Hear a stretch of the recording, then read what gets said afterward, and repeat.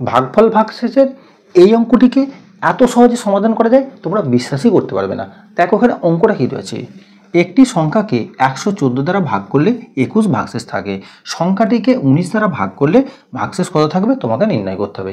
তোমরা অঙ্কটিকে কিভাবে সমাধান করবে লক্ষ্য করে দেখো, 114 দ্বারা ভাগ করার ক্ষেত্রে আমাদের ভাগশেষ কত এসেছিল 21।